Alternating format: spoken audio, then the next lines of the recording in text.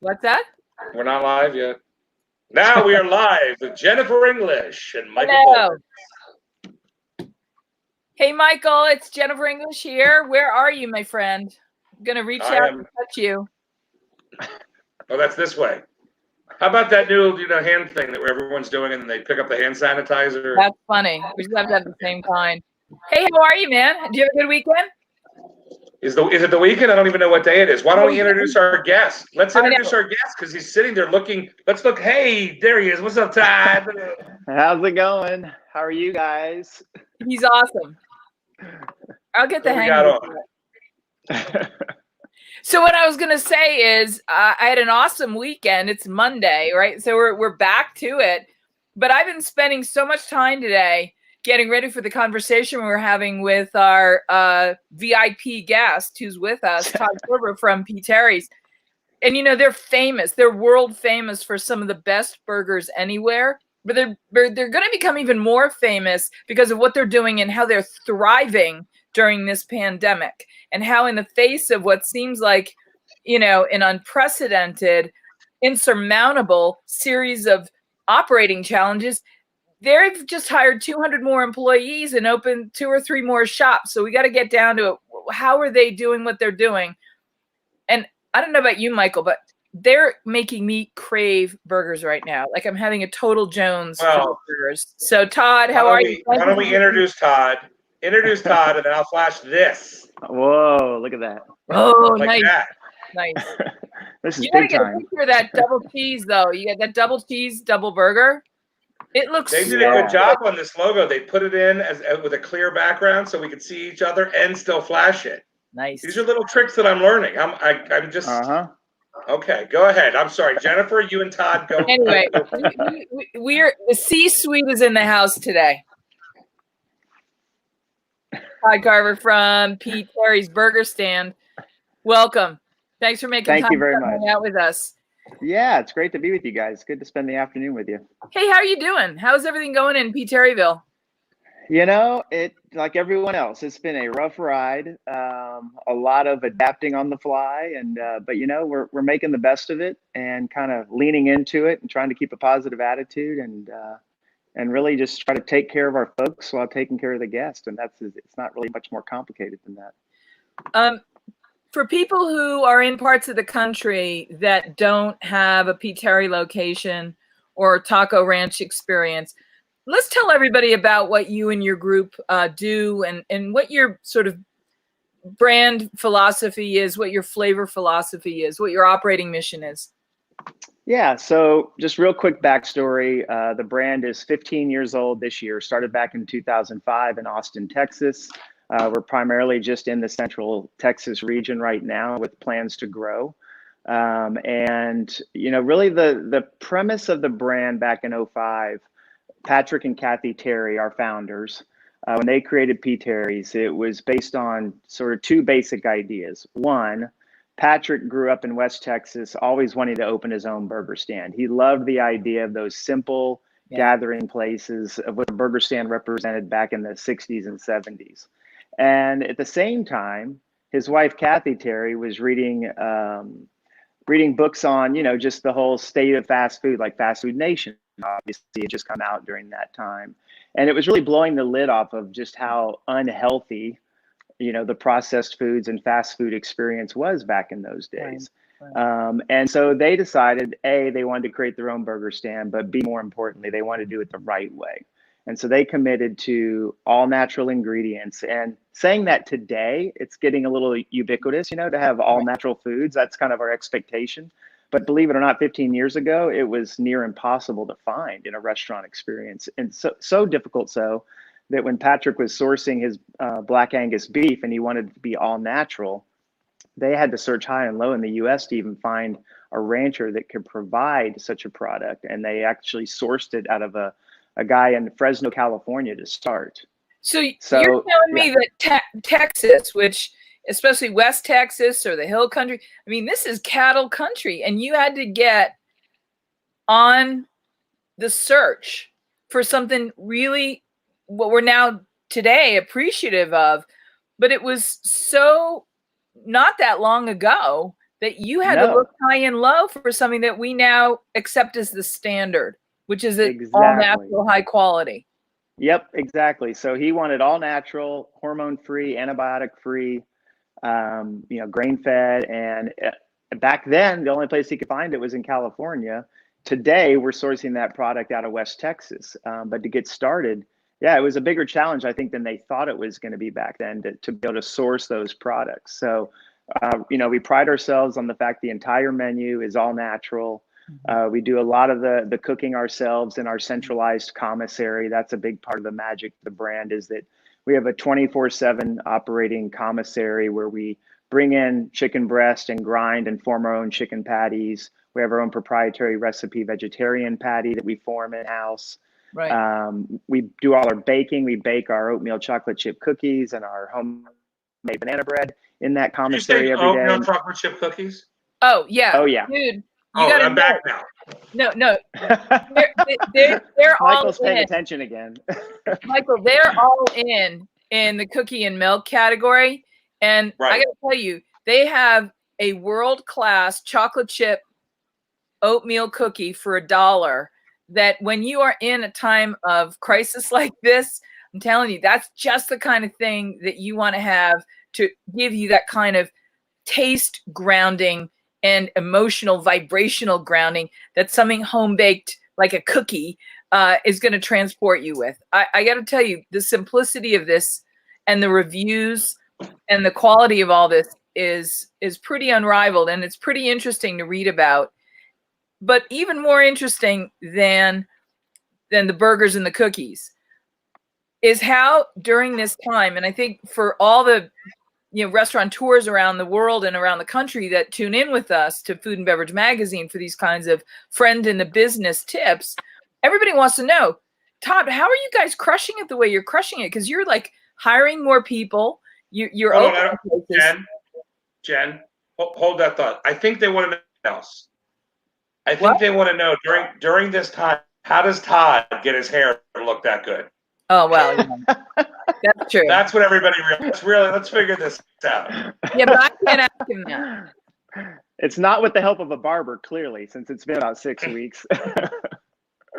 Go ahead, Jennifer. Hilarious. Sorry. No, I'm sorry, Jennifer. That's his jackalope fro pick in the back of his desk there. That's pretty good. Oh, yeah, it's that way or that way. Todd, we try and have a little bit of fun, and thanks for being a good sport with us. But one of the things we all want to know is how are you like not only surviving but thriving in this? And what are some of the lessons you're learning you can share with other restaurateurs in this experience?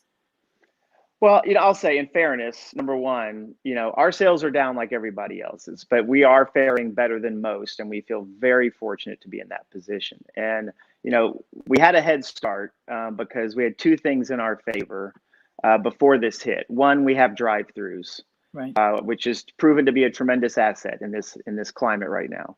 And secondly, we already had relationships in place on the delivery side as well. So we had two major delivery partners that were already set up. So we were able to pivot pretty quickly in terms of closing dining rooms and bleeding into the drive-through side of the business and the delivery side, and just to keep rocking. And from there, it was really, the fact that we are small, I think that's a tremendous asset for us too, an advantage for us, that we can be very nimble because we are small. There's a group of 5 of us that run the company: Patrick, our founder, myself, our CFO, our VP of Ops, and our VP of Development.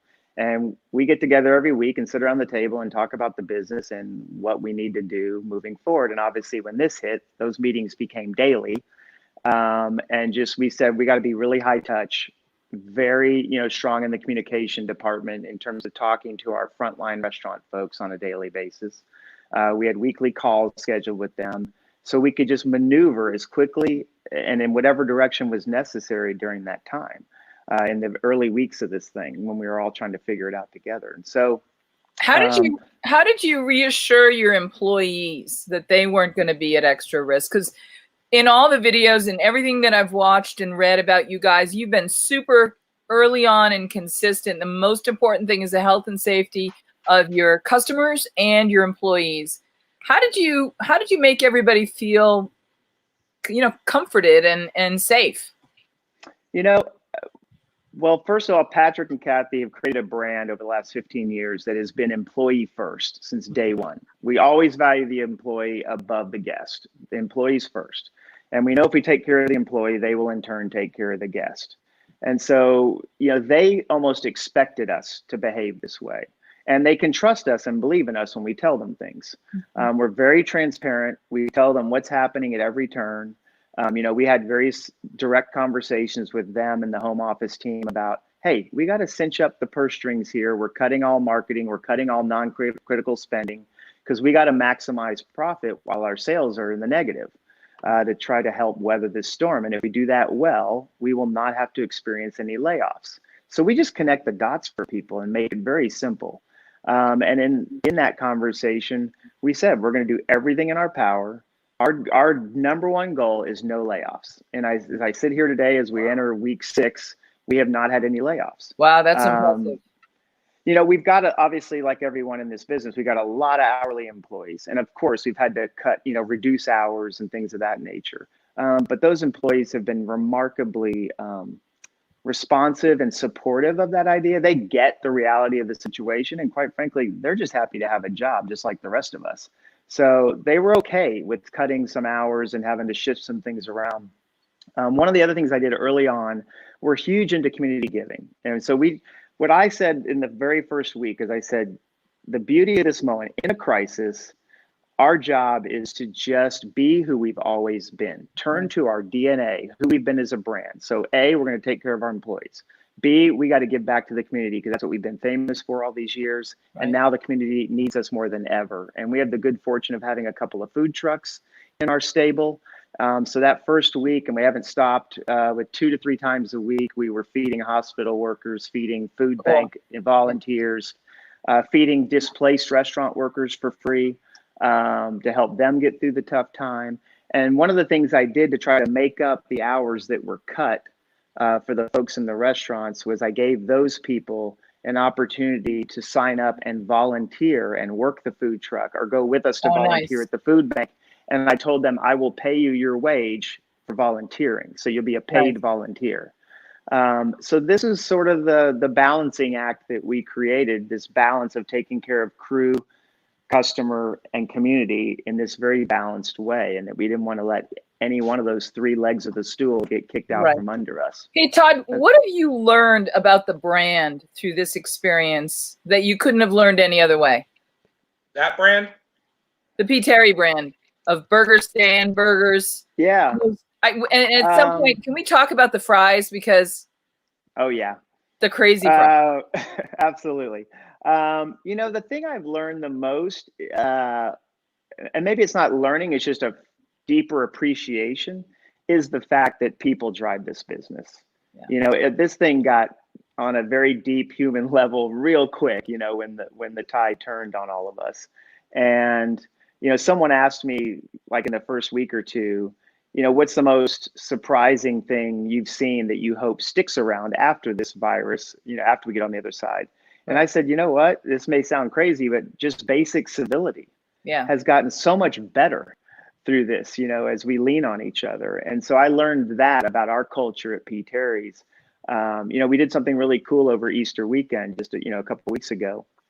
And what we did was, again, we wanted to, things are not great, but again, we're doing okay. So we wanted to just reinforce the stability, that notion to our employees. So what we did is for Easter weekend, our tradition at P. Terry's is we always close on Easter Sunday and let our employees have that time with their families. We typically host a giant picnic with all their employees and their families to come out, and we feed them and have fun out at a ranch that we rent out. Obviously, we can't do that in this climate. Right. So what we did is we just put together a quick note and put a $50 grocery gift card and a $50 bill in an envelope and gave it to every single employee in the company. And Patrick and Kathy, our founders, they went around to every restaurant and hand delivered those to every employee in person. That's awesome. Just to thank them. That's and awesome. So we've learned, you asked what we've learned. We've learned it's really about the small moments, right? It's about the small gestures, and they can mean a whole lot right now. One of the things, Todd, that I want to try and understand about this.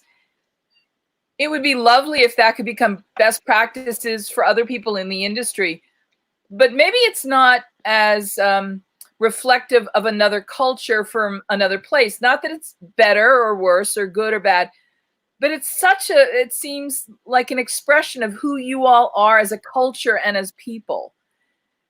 And in that, how do you translate something that you've done that's best practice in a way that can inspire other restaurateurs around the country who are facing all the same challenges that you guys are facing, but maybe do it in their own way? Yeah, I'll share a couple of quick examples. And obviously, before this virus even happened, my challenge as the CEO coming in, charged with growing this brand responsibly, and that's really what Patrick wanted me to come in to do, right, is take us out of Central Texas, start to grow this thing, but do it in a way where we don't lose the brand magic that's been created, right? And we're not going to compromise anything. And so that's all we've been talking about the last year. So when this virus hit, it just got even more profound, that conversation. And so one of the things I was charged with is, how do you scale some of these little magical brand moments, cultural moments of how we treat our people? And so there's a couple things we do. And I think what I want the lesson here to be is, because it's what amazed me when I came into the brand, is there's not one big program that the brand hangs its hat on that everyone talks about. It's a lot of little things, and they don't cost a lot of money. One of the things they've been doing since day one that I just love is, we have a woman on our payroll, Susie. Susie is 70 years old. She has a company car, and her only job is every day to bake the employees who have a birthday on that day the birthday cake of their choice, and she delivers it to the restaurant where they're working, the flavor they got. And so when you sign up to work for us on the onboarding paperwork, after your name and address, the third question is, what's your favorite kind of cake? And nobody knows why until they've been with the company a year. And so on your birthday, Susie bakes that cake and delivers it to you, because that's your most special day. I mean, it seems simple, but that's in your own head and heart. That's your most special day. And for your company to recognize you like that, and it doesn't cost us much at all to do that. But, we got 800 employees, and she's baking, 800 cakes a year right now. So sometimes you get 2 or 3 a day, on when the birthdays hit. So that's one small thing we do. Well, forget about that, Todd. How are the cakes that Susie makes? Susie's a badass cake maker, let me tell you. Yes, that's what we want to know. We want to know. All right, cookies and the cakes, Todd. That's all I want to know about right now. In fact, I had a great moment with Patrick in the fall. We were talking growth and planning the growth and how we're going to do all this. And he came power sliding into my office one day, and he, with this almost panic look on his face. And he said, "I'm sorry, I just had a thought I had to share with you. How in the world are we going to replicate this cake program when we start going to other markets?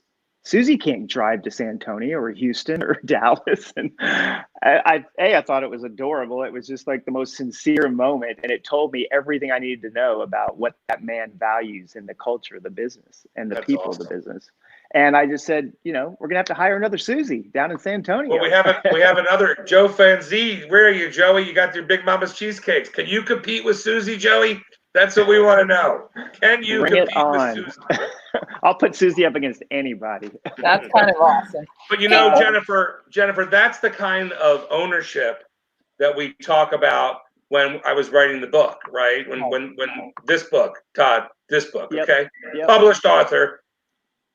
Okay, available at Barnes and Noble. Okay, Todd. But when I was writing the book, it was about the success of a restaurant, and the key is everybody's a family, right? And you're not in adversarial relationships, right? Like you see this. Listen, you guys are in Austin. Jennifer is in Arizona right now, but she's been all over the world. I'm in Las Vegas, and Jennifer and I have always seen the success from people, famous chefs like Jean-Georges, right, Jen? Or even Danielle Ballou. But these guys, Rick Moonen, Carrie Simon, these guys bring together a family, right? David Burke. David Burke, and their success grows. Yeah. Where you'll see the other corporate guys, oh, I worked here, I worked there, I moved this place, I moved that place. And it doesn't work, right? So I like the fact that Todd's able to verify, like he's verifying that, right? Like, what's your employee attrition rate? It's got to be very low. People aren't going anywhere when you get that kind of love. Todd, what's the attrition rate? When you're giving your employees this kind of love, how long do they stick around for? Wait, Todd's locked up right now. Okay. Hey, Micah, I was going to actually turn to you and ask you because of the book. Look at that face. And Todd? That's his resting. Todd, we can hear you. We just can't see you. That's his resting awesome face. There he is. There he is. There he is. Hey, Michael, I wanted to ask you though, when you're as the author of this book and as the guy who is conveying and collecting, curating the narratives of success for restaurants and restaurateurs, what are the things you're hearing Todd say that really align with what you feature in the book? Like, is it checking boxes like, yep, that's what, yeah, absolutely, those are the things. Are there certain things that, like, what were you hearing from him? No, absolutely. When I was listening to Todd talk, one of the things that we have seen, because again, I'm not an all-knowing, but I am able to use the readership and the 20 years of Food and Beverage Magazine and seen so many successes and so many failures. And most of the successes all come with what Todd is saying. Right. Yeah. But here's the thing. It's not teachable. I don't think it's teachable. I think they can slowly learn it, right? But I'm sure that the P. Terry's team already came with that. They came with that love. They had a vision of a hamburger stand. They didn't know this was going to grow like it did. And they used their innate ability, people ability, to create a family environment. Right, well, Jen? It's like asking how you teach feeling. What's that? It's like asking, how do you teach feeling? That's right. Right. How do you teach that? So let's go to Todd. He knows. Todd? I mean, it's it's really a DNA thing, right? So you said it, Michael. It's, it started with the Terrys themselves.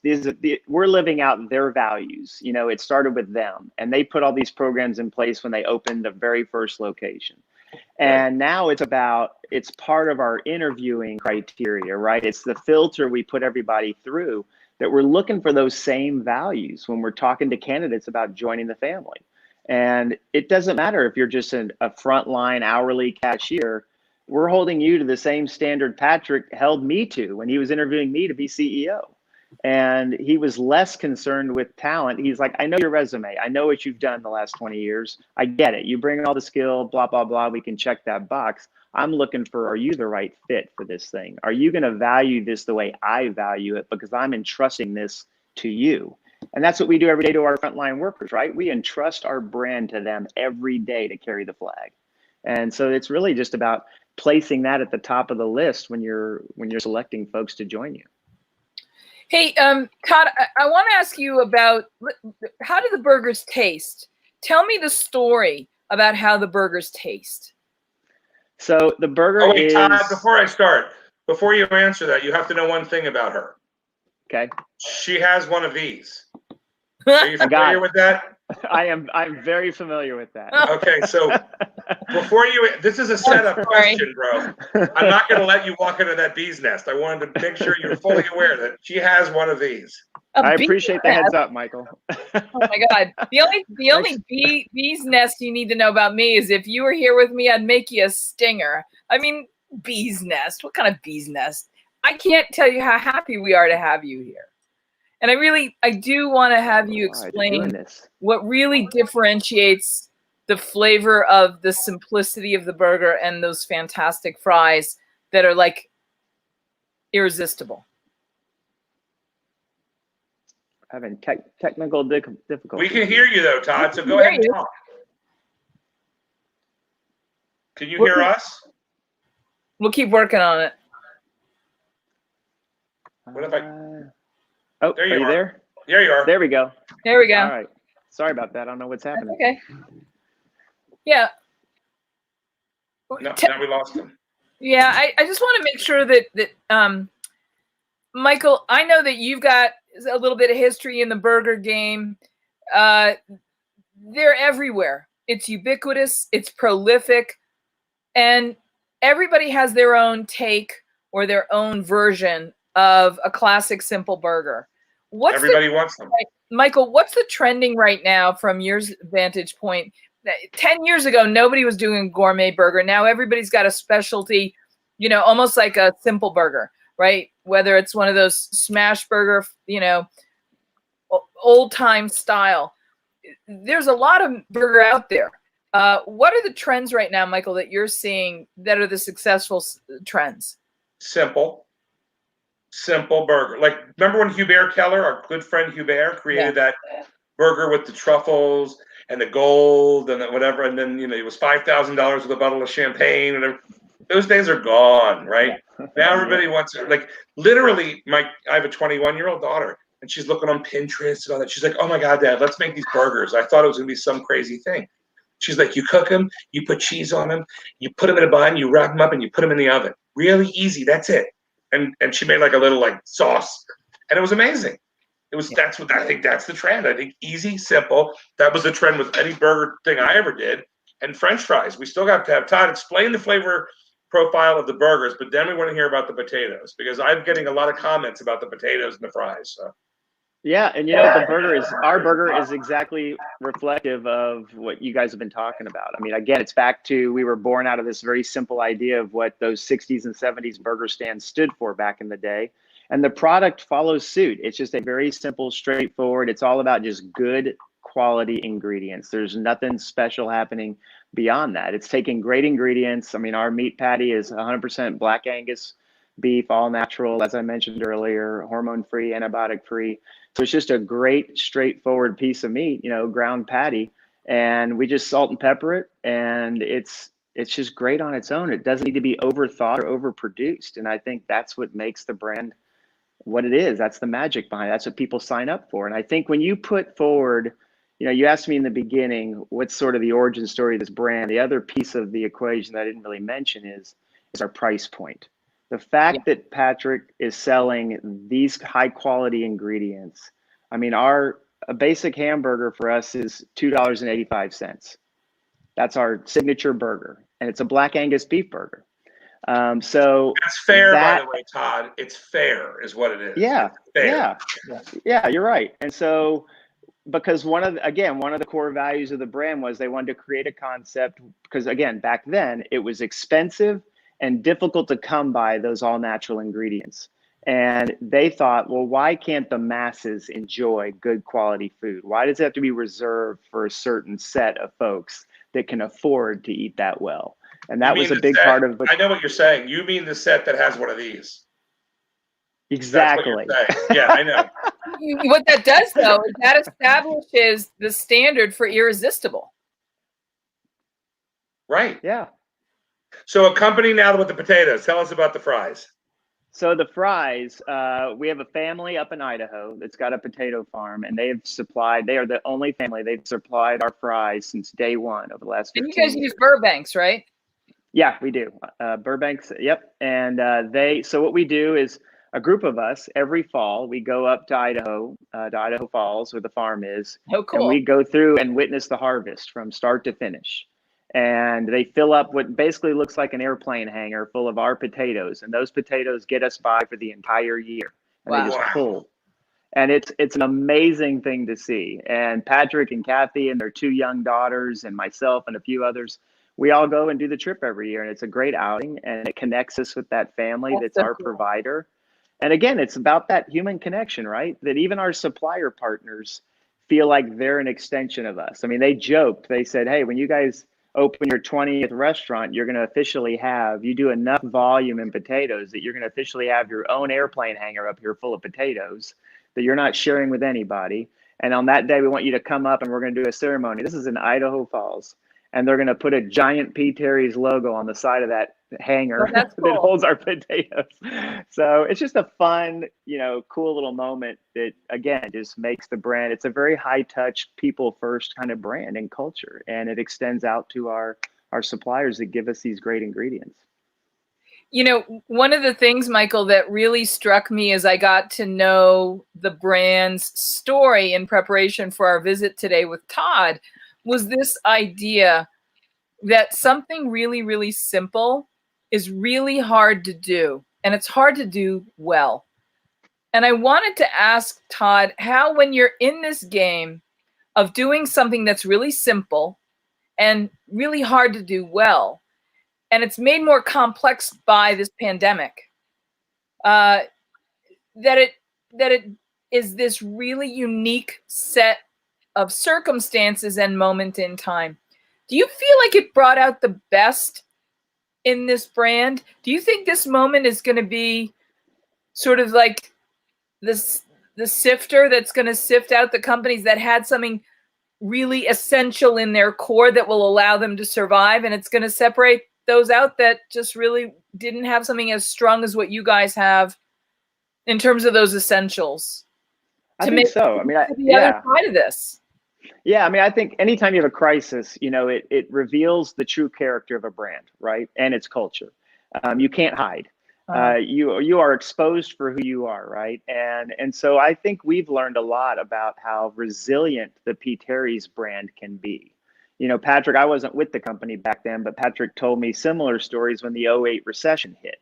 Yep. And how P. Terry's actually thrived through that moment because they were this affordable but still high quality option that people that were dining a notch or two above us, they felt comfortable dropping down to P. Terry's and continuing, you know, down their way as they were tightening their spend to get through that moment.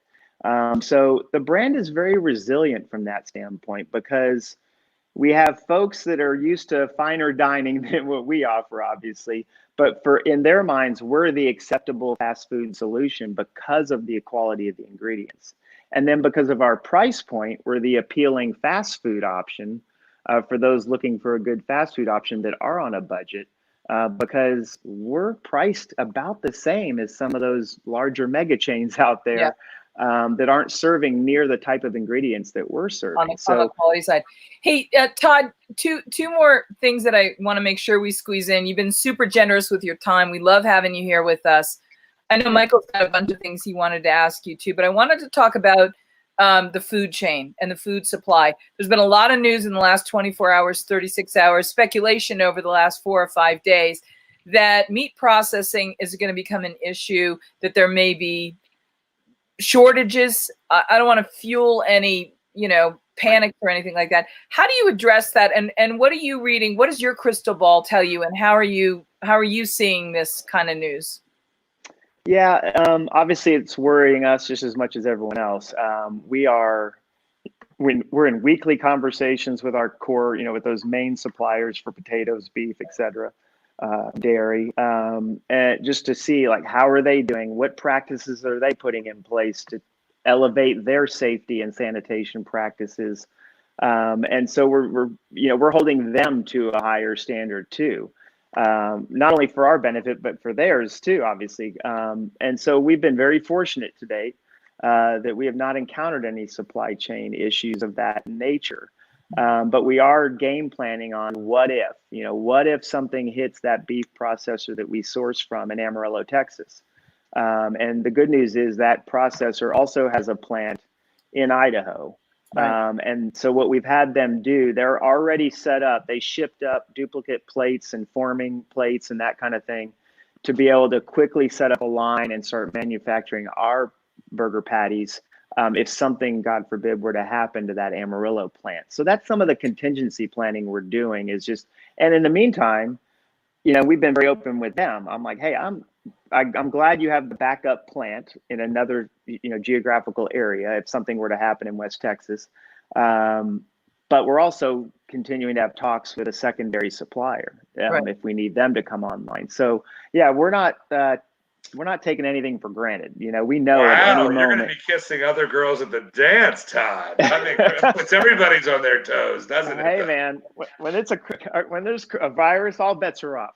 That's right. That's true. No, but Michael, I mean, one of the key things I want restaurateurs that are tuned in with us to hear today is you got to start Plan B long before you need Plan B. I'd rather have it and not need it than need it and not have it. Absolutely. I'll tell you this, you know, one of the things we've prided ourselves on every step of the way in this, and it started week 1, We saw what was happening, and we saw that dining room service was going to be an issue because we know we live in this business and we see the cross contact between guests and employees, and so we knew that we felt that day coming, and we actually voluntarily closed our dining rooms a day before the Texas mandate came out to do so. So we were a step ahead there. And then when the federal guidelines came out on recommending, face coverings in public a few weeks ago, we saw that kind of coming. And so about 4 days ahead of that, I ordered 1,000 bandanas for our employees to wear in the restaurants. And so within 24 hours of that guideline coming down, and it came down on a Friday night, if you recall, which kind of put people in a pinch because it wasn't a work day. And by Saturday afternoon, we had every employee in every restaurant wearing bandanas. And so being able to be proactive like that and think one step ahead is what maintains confidence and trust from your customer. Because we keep hearing from people, they're like, God, you guys are on top of it. Every time a new sanction or a new mandate or a new guideline comes down, I've spent the last 2 weeks redesigning our dining room experience, anticipating that's the next moment we're going to have is when those dining rooms reopen. And sure enough, today, the governor of Texas is reopening Texas, whatever that means, effective this Friday, May 1st. And what it means to us in the restaurant space and the hospitality space, movie theaters are a part of that. You're going to be permitted to reopen your dining rooms in our case, but you can only allow 25% of your maximum occupancy to be in that restaurant at any one time. So you're basically losing 75% capacity. Correct. So what we're choosing to do, and I hope most do this, I actually did an interview earlier today with a local Austin paper asking how are we all going to react to this news that came out today? And I said, it's not going to be dictated to us. Just because the government says you can reopen doesn't mean that's a great idea. Right. It's about preparedness, right? And readiness. And we're probably a couple of weeks away from being ready. And today's announcement does nothing to change that in our minds. We're going to get one chance at this with our guests, right? To do it in a way that they walk in and they feel super comfortable and safe. And so we're going to take our time and do it the right way. And we're going to open when we're ready. Todd, we've only got a couple minutes left, but I really am eager to ask about, given the circumstances, most restaurants are operating on really thin margins, anywhere from 3, if you're really lucky, 5% profits. There's not a lot of room there. And so I know that restaurants all over the country are saying, what if they make us go every other seat, which virtually means at some point when we open, we've lost the capacity for half my covers. If I was barely getting by with 3% profit margins before, how could I possibly make a living and sustain this business if I'm losing 50% of my seats? How can I possibly eke out any kind of profit? But then I'm thinking, well, then we've got increased to-go ordering. What's this future going to look like? What's the mix? What are you guys thinking about? I'll tell you what we're thinking about, and we're basically saying we are going to be heavily drive-through and to-go from now on. This is not temporary in our minds. Yeah. We're saying the next 2 years, this is what reality is going to look like, and we honestly believe that. And we all hear the talk, right? No one's going to truly feel 100% comfortable until there's a vaccine, and we know we're over a year away from that. So this whole social distancing and what's going on right now, a lot of that is not going to change anytime soon. That's how we're viewing it. And so because I've got a lot of new restaurants in the pipeline that are on hold right now, waiting to get built. And we're actually taking this down moment to go in and redesign the interiors of those restaurants in light of what we know now. I mean, so I think you have to accept that there is a new normal that's not going anywhere for a lot of us folks in the restaurant business. And you've got to shift. So because I'm betting a lot of brands put a Band-Aid on their ability to deliver curbside, to do to-go better, to do takeout better. And it's now time to think of permanent solutions to that. Start architecting what the next 2 years look like for you against those solutions, because you are going to be leaning hard on those. That it's not going to shift back. I don't think it'll ever shift back. to what your mix was dine-in versus takeout before all this happened. Todd, you know what I call that? I call that the silver lining strategies that are growing out of this. You might not have thought at the beginning that this would be a good thing in any way, shape, or form. Tragedies, there's no good solutions, outcomes, etc.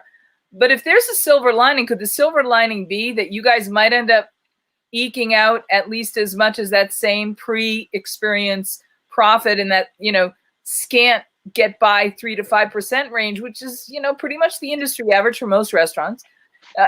What happens if you end up a little bit ahead because the silver lining was that you just got really efficient at doing things that people really wanted anyway? Well, that's what's going to happen, Jennifer. Jennifer, we talked about that. Yeah. Living in Vegas, there's so much money pouring into restaurants. They have no idea where all the holes are, right? They don't know where the mistakes are made. They're like, oh, we make more money. Who cares?